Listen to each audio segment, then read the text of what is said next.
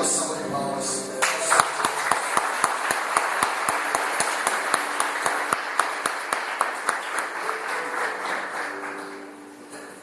Glória a Deus. Irmãos, eu entendo que Deus, antes de trabalhar em nós, antes de trabalhar através de nós, Ele trabalha em nós. Falamos tanto sobre a obra de Deus, que temos que nos preocupar com a obra de Deus, se envolver com a obra de Deus. Mas se tem uma coisa que nós não compreendemos claramente, é que nós somos a obra de Deus. Nós estamos em obra. Quando eu olho para você, talvez uma frase que eu vejo escrita no teu peito ou na sua testa é: eu estou em obras. Na verdade, se tem uma coisa que eu gostaria que Deus escrevesse em mim, para que você tivesse um pouco mais de paciência com as minhas falhas, era o seguinte: irmão, tenha paciência. Eu estou em obras para ser uma bênção na sua vida. Nós estamos em obras para ser uma bênção na vida um do outro. Deus está trabalhando em nós. Deus anseia nos colocar na linha. Deus anseia fazer grandes coisas em nós e através de nós. Se tem um homem que foi para o campo de treinamento, esse homem é o Elias. Nós estamos aqui nessa dinâmica de UFC. E quando pensamos em UFC, logo pensamos em combate, em batalha. A palavra diz que a batalha, a vitória, não pertence ao mais forte, pertence ao mais habilidoso. Muitas vezes entramos numa batalha e acreditamos que a pegada é a força, mas muitas vezes a força sem habilidade não significa muita coisa. É por isso que o apóstolo Paulo fala em 2 Timóteo 2,15: procura apresentar-te a Deus aprovado, como obreiro que não tem do que se envergonhar e que maneja bem a palavra da verdade, que tem uma tamanha habilidade com essa mensagem, que tem uma habilidade gloriosa com a palavra de Deus. Então eu quero falar hoje sobre o campo de treinamento de Deus. Diga assim: Deus irá me levar para o campo de treinamento. Diga assim: Deus é o meu agenciador. Todo carinho, diga assim: meu irmão, Deus já agenciou sua próxima vida. Diga assim: mas primeiro Ele vai te levar para o campo de treinamento. A palavra fala de um momento muito complicado, aonde durante muito tempo as pessoas perderam agora o seu foco em Deus e começaram a adorar Baal. Então entra o homem naquele cenário chamado Elias. No capítulo 17, no versículo 1, o texto diz: então Elias, o tisbita, dos moradores de Gileade, disse a Acabe: da onde é que veio esse camarada? Da onde é que veio Elias? Ele veio de uma terra chamada Tisbe. Tisbe, se você olhar no mapa, você irá perceber que não existe basicamente. De tão pequena que era aquela cidade, um lugar completamente desconhecido. Mas então, Deus levanta o Elias com tamanha coragem. A palavra Elias vem do hebraico que significa Elidia. A palavra Elidia significa meu Deus é Jeová.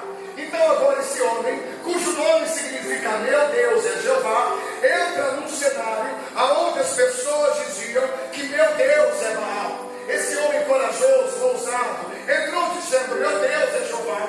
Assim como você vai entrar na escola, no seu trabalho, entrou aqui em Brasília dizendo: meu Deus é Jeová. Só que esse homem audacioso tem agora os seus minutos de fama, porque ele vai até o rei e fala para ele: vem cá, segundo a minha palavra, não vai agora haver chuva sobre a terra durante 3 anos e meio. O homem corajoso, ousado, tem agora um momento de credibilidade, está em evidência. Irmãos, mas se aquele cara fez o correto, se aquele homem fez o correto ao se apresentar a Acabe e confrontar toda aquela palhaçada, Deus deveria, na minha concepção, ter deixado continuar. Mas não, Deus tem uma didática completamente a nossa, completamente oposta à nossa. Em seguida, então, depois do Elias demonstrar essa coragem e estar em evidência, Deus o manda para Querite. A palavra Querite significa no original hebraico lugar de ser colocado no tamanho certo.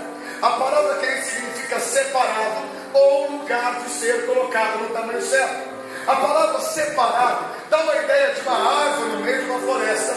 Aí lá vai um camarada, ele pega os serrotes, corta aquela árvore ali e arranca aquela árvore da companhia das outras árvores. Deus separa o Elias. Deus queria treiná-lo, Deus queria prepará-lo. Deus começa a escondê-lo e manda ele para Querite. cujo nome significa também lugar de ser colocado no tamanho certo. Eu creio que Deus irá levar essa igreja.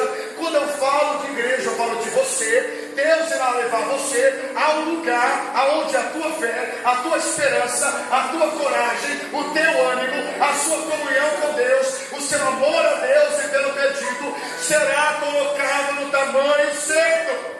Para ser colocado no tamanho certo, quando ele chega lá, a palavra diz que Deus esconde o Elias. Deus esconde o Elias. Por que Deus esconde o Elias? Por dois motivos, queridos. Haverá momentos que Deus vai te esconder também. Quando é que Deus te esconde? É aqueles dias que você lidera jovens, ou que você é muito ativo na igreja, muito envolvido em tudo. Aí de repente você some por causa do trabalho, por causa das provas da faculdade, você desaparece. Ou é aquela mulher que é super envolvida na obra, aí agora ela engravida e não tem mais aquele envolvimento com a obra que tinha. Deus a escondeu. Deus quer ensinar para ela o valor da vida reclusa. Deus esconde o Elias por dois motivos. Primeiro, para poder protegê-lo do acaso. Segundo, para poder treiná-lo. Deus manda o Elias ir para Querite, justamente também para lhe ensinar a aprender a lidar com o preço da evidência. A evidência tem um preço. Toda vez que você começar a aparecer demais, você vai atrair agora o ataque de Satanás. A Bíblia diz no livro de Jó, que Jó aparecia muito. Deus, como Jó, na verdade, era o garoto propaganda de Deus. No livro de Jó, capítulo 1, no versículo 9, Deus diz para o diabo: viste meu servo Jó, reto, íntegro, se desvia do mal, um homem em total evidência. E toda vez que você aparecer muito, que a tua devoção aparecer demais, que a tua graça aparecer demais, que você estiver em evidência, se prepare, porque você irá atrair até você os maiores ataques de Satanás. Mas glória a Deus por isso, porque você está incomodando o inferno, e é isso que importa. Elias aparece, Elias está em evidência, e Deus precisa esconder. Deus precisa trabalhar com ele e ajudá-lo a lidar com o preço da evidência. A evidência tem um preço, e a maioria de nós não está preparada para lidar com a evidência. Ela traz perseguições muito complicadas, e Deus agora esconde. Versículo 4: e manda ele ir para Querite, e ele seria então alimentado ali agora pelos corpos, e beberia agora a água do Rio Jordão. Queridos, o que me chama a atenção é na fé de Elias. Vamos imaginar que haja um monte por aqui.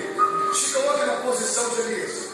Outra coisa que eu percebo aqui: Deus manda ir para Querite para ensinar o Elias a confiar em Deus.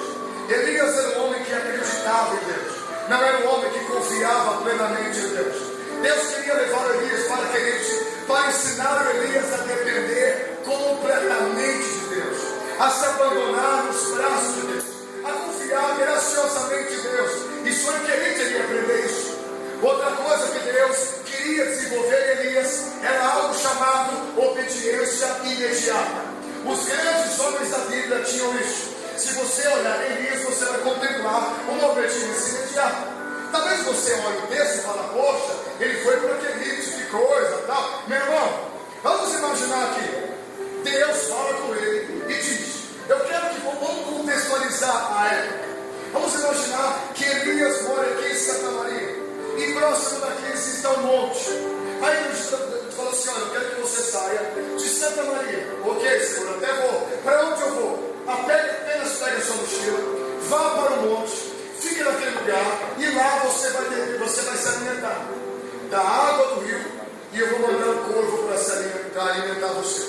Será que fosse você no seu caso, você, se Deus mandasse você ir para um lugar recluso, ficar lá por um tempo que Deus não disse quanto tempo seria, você obedeceria imediatamente? A maioria de nós não obedece imediatamente. Deus tem que falar 1000 vezes com a gente. Tem que falar. A gente parece aquele moleque desobediente, que o pai precisa gritar 10 vezes: Joãozinho, vem para cá. Ele não obedece. João, vem para cá. Não obedece. João, meu filho, vem para cá. Se não come, vai comer no teu ombro. Aí ele vem. Depois de muito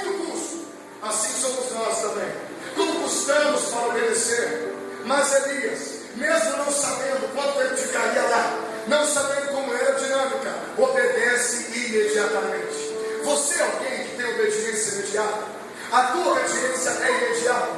De repente ele fala: eu mandarei os corvos se alimentarem. Para quem não sabe, querido, o porco e o corvo eram dois animais imundos para o judeu. Eram dois animais que na concepção do judeu era improvável que Deus utilizasse para poder abençoá-los. Mas Deus levanta agora um animal improvável. Deus utiliza agora algo improvável para poder alimentar o profeta. Eu não estou pregando aqui agora para prováveis crentes.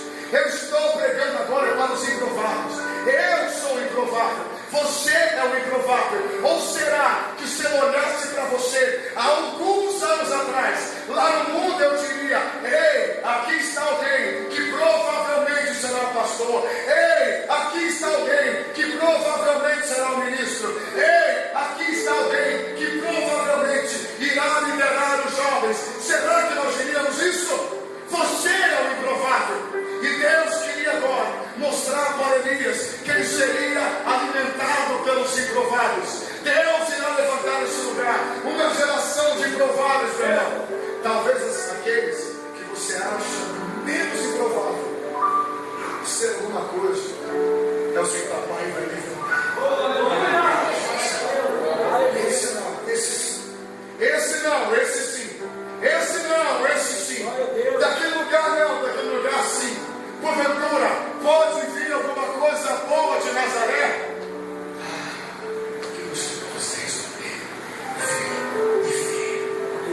a geração dos improváveis está sendo levantada. Manda o corvo para alimentá-lo. Só que Deus manda Elias e Plaquelite e diz para Elias que ele seria alimentado pelo corvo e também beberia a água do Rio Jordão. Versículo 5.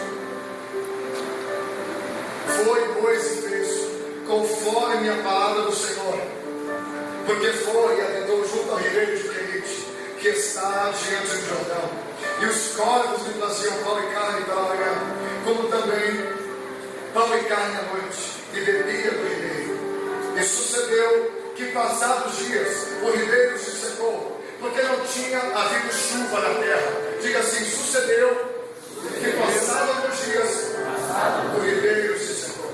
Diga assim: funciona, por dia esse ribeiro vai secar. Meu irmão, é interessante, porque quando é que o ribeiro seca? Deus manda ele para lá e agora o ribeiro secou. Acabou a água.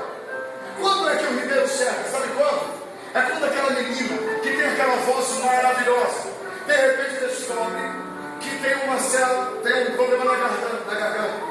Quando vai fazer uma operação, ela volta na operação e não pode cantar mais. Para ela o ribeiro secou. Quando é que o ribeiro secou para aquele empresário que começou a empresa cheio de ânimo, de coragem, de alegria, montou um negócio cheio de esperança e fé, e agora percebe que a empresa dele está indo à falência? Para ele o ribeiro secou. É aquele rapaz que inicia um coral, um ministério cheio de alegria, de ânimo, e percebe que ao invés de aumentar, está diminuindo. Um a um está indo embora. Para ele o ribeiro secou. É aquele pastor que vai fazer aquilo outro, crendo na provisão. A provisão vem por um certo tempo, mas depois ela para. Para ele o ribeiro secou. Para cada um de nós, um dia o ribeiro secará, mas não vai secar porque Deus é mau, vai nos secar porque Deus está nos empurrando para a próxima experiência. Ou quando o ribeiro seca, aquele é o sinal, aquele é o sinalizador que nós estamos indo para outra fase. Glória a Deus. Quando o ribeiro seca, é o sinal que o papai está nos levando para sair.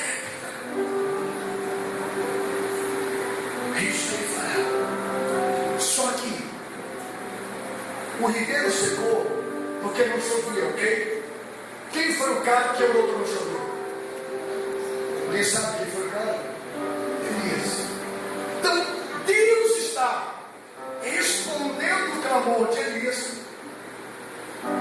e Elias percebeu. E muitas dores e batalhas que travamos, é Deus respondendo o nosso clamor. Porque a gente fala assim: Senhor, eu quero ser uma mulher piedosa. A gente fala assim: Senhor, eu quero ser uma mulher segundo o teu coração. Eu quero ser um jovem segundo o teu coração. O que eu não quero é sofrer. Eu quero que você me modifique, que você me cure, que você me molde, mas por favor, eu não quero que meu ribeiro seque. E muitas vezes, o ato do teu ribeiro secar é Deus respondendo o teu clamor, que você fez há muito tempo atrás.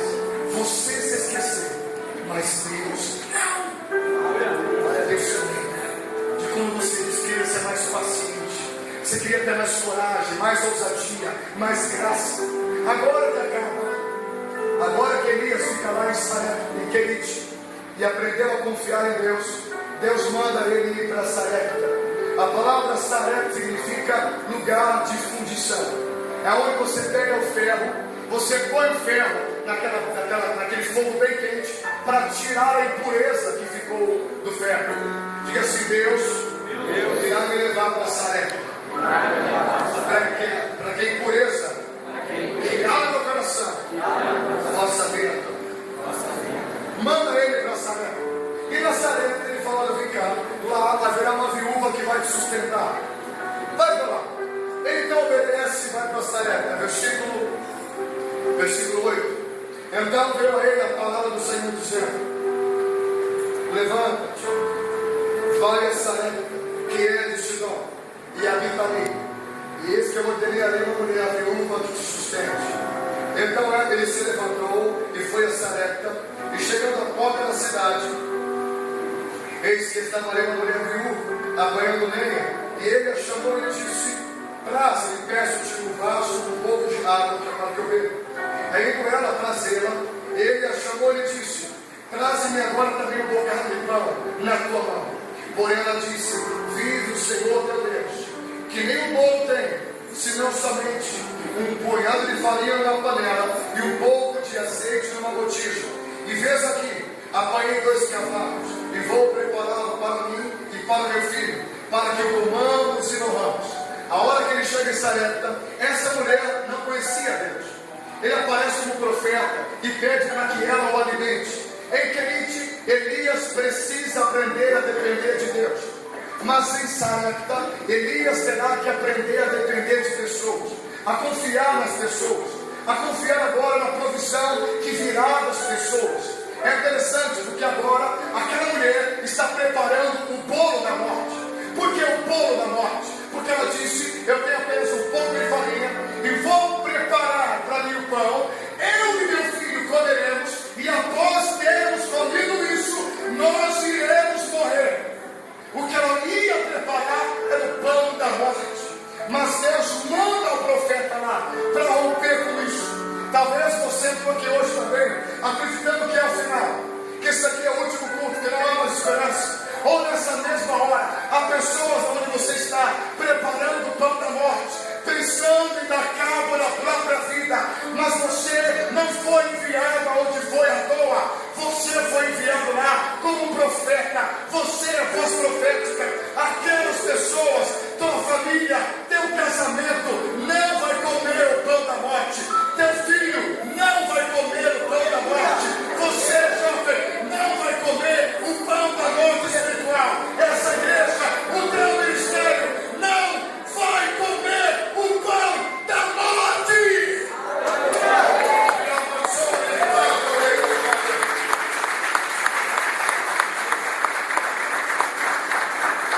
Em muitos lugares, as pessoas comendo pão da morte. No Piauí a gente vê muito isso. É o último pão, é o último arroz. Depois a gente já era. Mas não vai comer pão da morte. O profeta chega lá e fala: ei, vem cá, prepara para mim primeiro, e depois faça para você. Por quê? O que ele queria ensinar para ela? Ele queria ensinar para ela que nada sai do céu até que primeiro algo sai da terra. Coloque Deus em prioridade. Faça para Deus primeiro. Coloque Deus em primeiro lugar.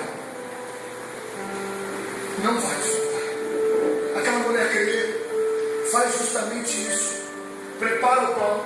E depois o Elias começa a morar na casa dela. Essa menina, essa mulher tem um filho. O filho cresce. Passa-se alguns dias depois desse milagre. Acompanhe comigo aqui no versículo 17. E depois dessas coisas, dona da casa, e a sua doença se agravou muito, até que nele nenhum fôlego ficou. Foi passando os dias, ela tinha um filho, o filho começou a adoecer, o filho começou a adoecer, o filho começou a adoecer, até que um momento o menino morreu. A vida dele começou a atacar, verso 18. Então ela disse a Elias: o que tenho eu contigo, homem de Deus? Vieste tu a mim para trazeres à memória a minha iniquidade e matares a meu filho. Agora que a mulher começa a responsabilizar o Elias. O que eu entendo aqui, queridos, é que Deus queria levantar Elias e prepará-lo para suportar o fardo da responsabilização. A maioria de nós se enquadra em um dos dois. Ou você é o cara que é responsabilizado, ou você é a pessoa que responsabiliza. A viúva é a mulher que responsabiliza. Ou seja, o meu filho morreu por tua causa. Eu estou assim porque ninguém me visitou. Eu estou assim porque ninguém me ligou. Eu estou assim porque ninguém orou por mim. E começa a responsabilizar. Nós também somos assim. Só responsabiliza o outro. Quem acredita que a sua condição atual é fruto da mão do outro, só consegue responsabilizar o outro quem acredita que a sua condição atual é fruto da mão do outro. Mas por que Elias não fala nada? Porque ele sabia que ele não era o culpado. Ele sabia que a mão de Deus estava levando aquela mulher para o próximo milagre, para a próxima experiência, e que muitas vezes a nossa vitória vem com cara de derrota. Está levando, não diz nada. Elias era o responsabilizado. Olha para você hoje. Talvez você estou aqui hoje sendo responsabilizado pelo seu casamento estar como está. Ou teus pais te responsabilizam. Ou você é aquele que fica sempre responsabilizando o outro. Quem você é? Como Elias, que foi responsabilizado, ou como a viúva que fica sempre jogando a responsabilidade no outro? Eu estou assim por causa do outro. Eu estou assim porque ninguém se envolve. Eu estou assim porque ninguém participa. Porque ninguém me ajuda. Porque ninguém me dá a mão. E começa a responsabilizar. Elias não diz nada, ele fica quieto. Não fala para ninguém. Verso 19. E ele disse: dá-me o teu filho. E ele tomou do seu regaço e o levou para cima, ao quarto onde ele mesmo habitava, e o deitou em sua cama. Ele leva agora para o espaço de oração dele. Versículo 21. Verso 20, perdão.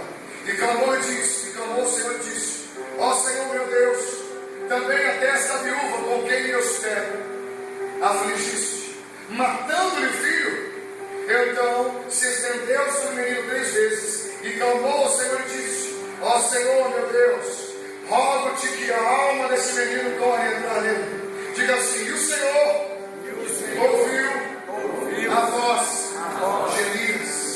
Diga: e o Senhor ouviu a voz de Elias. Diga: e o Senhor ouviu a voz de Elias. Olha o que acontece quando o Senhor ouviu a voz dele. E a alma do menino tornou a entrar nele e reviveu.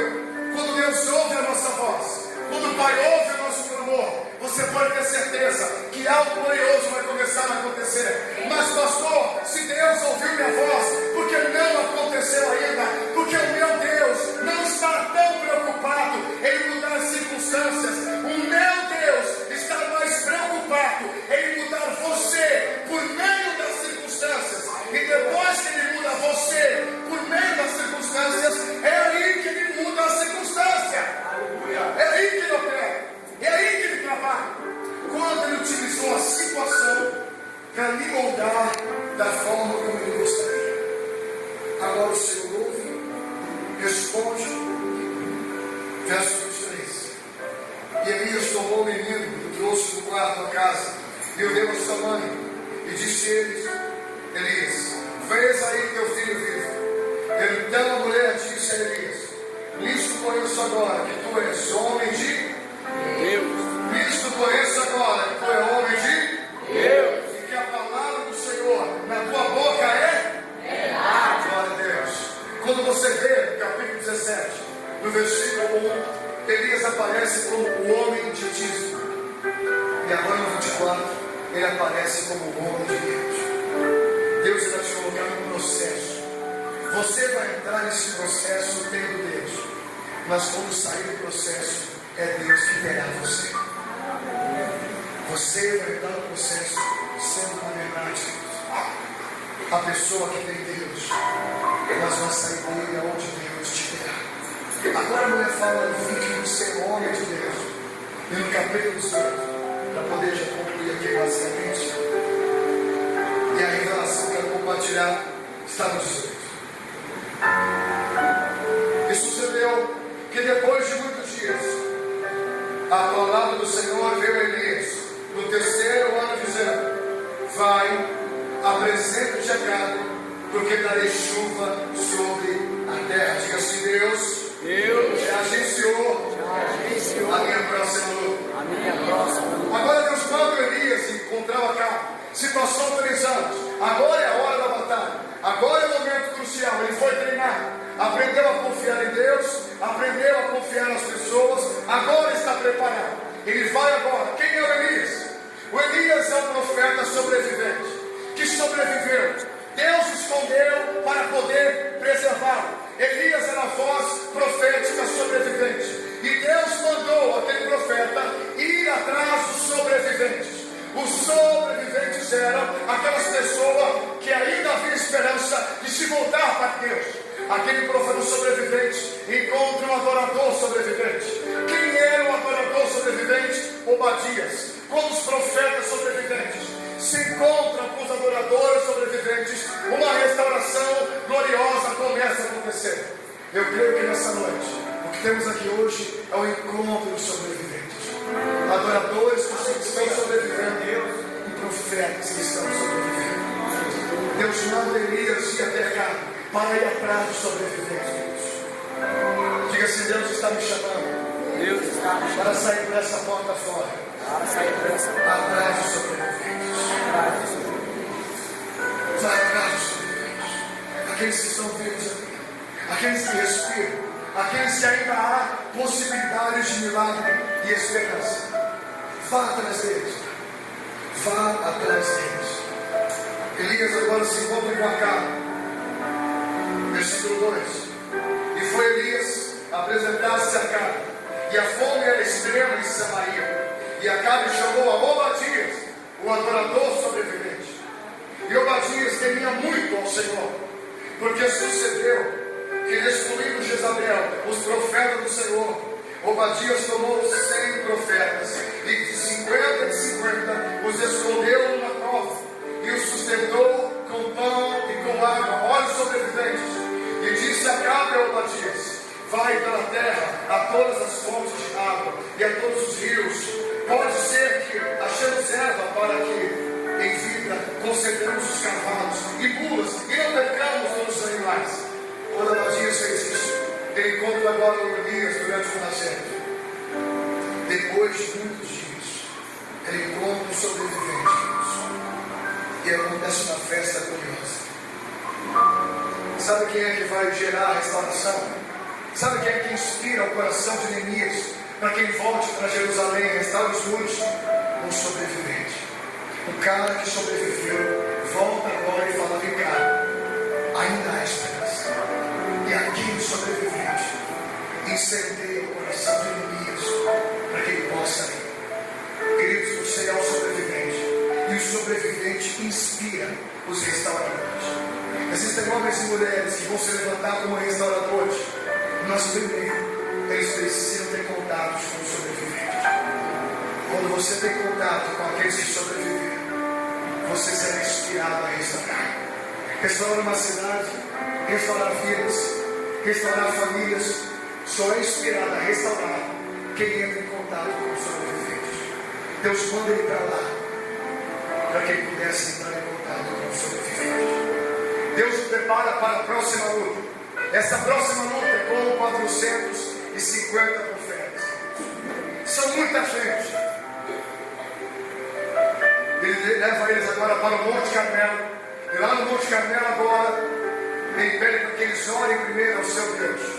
Nada acontece.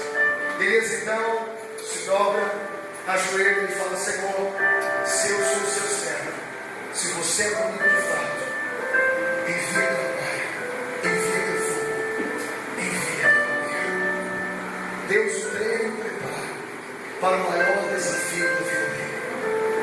Talvez você ache que o maior desafio da sua vida já veio. Não, querido. Deus irá preparar para o maior combate da sua vida, aonde aquele que responder com fogo, esse é Deus. Esse é Deus. Coloque-se de pé.